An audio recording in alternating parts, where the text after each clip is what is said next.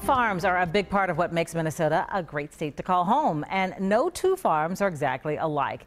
That is especially true in Chisago County. That's where you'll find a place that looks like a farm but serves a different purpose. And this week's Finding Minnesota, John Lauritsen takes us to Lindstrom to show us how abused and neglected animals are getting a new lease on life. I come in, feed all the animals, clean up. Usually takes a few hours. Just get everyone ready for the day. It's a daily routine inside this barn. But despite the usual chores, what's happening here is far from ordinary. Ellie is grooming Gertie. This is a pretty common occurrence. There are 14 animals living at Farm Stay Animal Sanctuary. 4 cows, 3 goats, 3 sheep, and 3 pigs. And each of them has a story. One of neglect or abuse. She was rescued from a farm in Wisconsin. But thanks to Kelly Tope, they're getting a second chance. I was always the one rescuing animals, so I'd be the one late to dinner. When Kelly got the idea to open an animal sanctuary, it was only a matter of when, not if. Went out to New York and actually visited the farm sanctuary out there, which was the one that really started everything.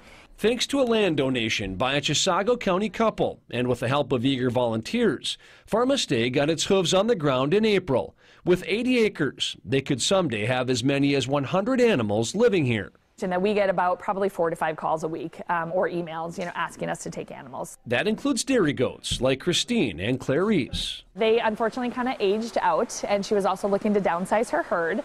So she called and was looking for rescue for them. Owners have to agree to surrender the animals before Kelly will take them.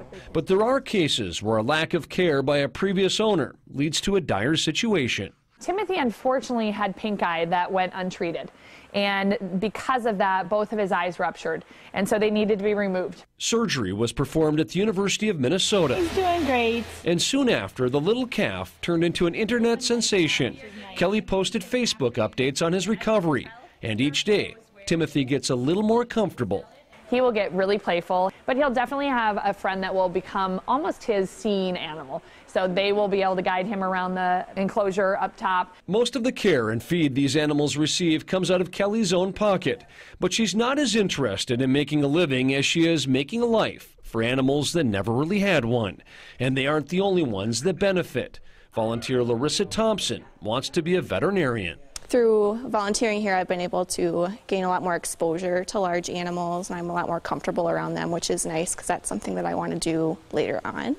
Kelly hopes her animals can also help people dealing with mental health issues, a place where creatures of all shapes and sizes can heal together. My daughter deals pretty heavily with depression and anxiety. Animals are healing, the people are healing. It really, it's been such a lifesaver for my daughter to just come out here and be with the animals and help raise them and, get a chance to make that connection with them. I mean, animals are non-judgmental. They love being with you. So that's such a welcoming place for, kids or anyone dealing with anything in their life to come into. John Lauritsen, WCCO 4 News. That Inver Grove Heights goat that was on the loose a couple of weeks ago will be moving to Farm Stay. For more information on events and donating to the sanctuary, just go to WCCO.com and click on links.